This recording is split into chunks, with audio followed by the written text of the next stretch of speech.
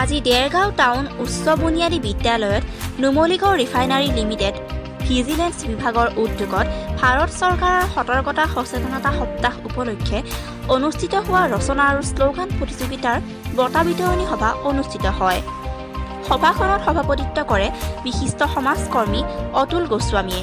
নিৰ্দিষ্ট বক্তা হিচাপে উপস্থিত থাকে স্বচ্ছ ভাৰত মিছনৰ উত্তৰ পূৰ্বাঞ্চলৰ ব্ৰেণ্ড এম্বেচাডৰ সঞ্জয় কুমাৰ হাজৰিকাই।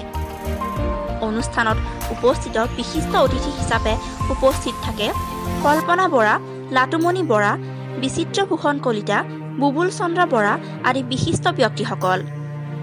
উল্লেখযোগ্য যে NRLৰ কৰ্মচাৰী তাহিৰুল ইছলামৰ বিশেষ উদ্যোগত NRLৰ ভিজিলেন্স বিভাগৰ উপ মহাপ্ৰবন্ধক প্ৰণীতা ডেকা, জ্যেষ্ঠ প্ৰবন্ধক বসন্ত হাজৰিকা, সহকাৰী প্ৰবন্ধক প্ৰণৱ কুমাৰ দাসৰ তৎপৰতাত প্ৰতিযোগিতাখন অনুষ্ঠিত হৈছিল।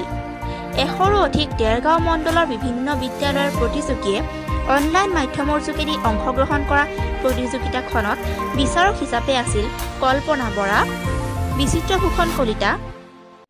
নুমলীগড় ৰিফাইনাৰী লিমিটেড গোলাঘাট জিলাৰ স্থাপনৰ ওচৰে পৰে এই জিলাখনৰ বিভিন্ন কাৰ্যসূচী তেখেতৰ সহযোগিতা আগবঢ়াই আহিছে। ইয়াৰ লগতে সচেতনতা সজাগতা সপ্তাহ উপলক্ষে নুমলীগড় প্ৰধানাগাৰে বিভিন্ন কাৰ্যসূচী লৈছে। তৰ্ক প্ৰতিযোগিতা, কবিতাবৃত্তি প্ৰতিযোগিতা, ৰচনা প্ৰতিযোগিতা, শ্লোগান প্ৰতিযোগিতা আদিৰ প্ৰতিযোগিতা অনুষ্ঠিত কৰি ছাত্ৰ ছাত্ৰীসকলৰ মাজত সচেতনতা সম্পৰ্কত প্ৰচাৰ আগবঢ়াইছে। আজি এই অনুষ্ঠানতো দেৰগাঁও মণ্ডলৰ ভিত্তিত অনুষ্ঠানৰ মাজত ছাত্ৰ ছাত্ৰীসকলৰ মাজত ৰচনা আৰু শ্লোগান লিখা প্ৰতিযোগিতা আয়োজন কৰিছিল।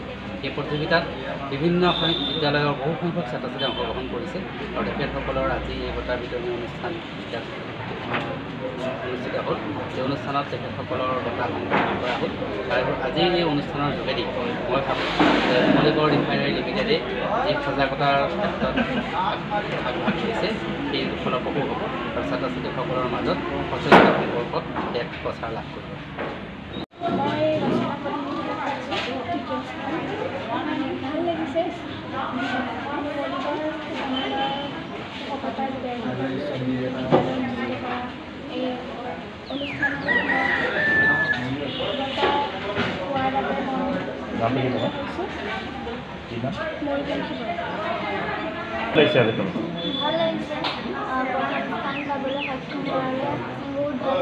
নামটো কি তোমাৰ?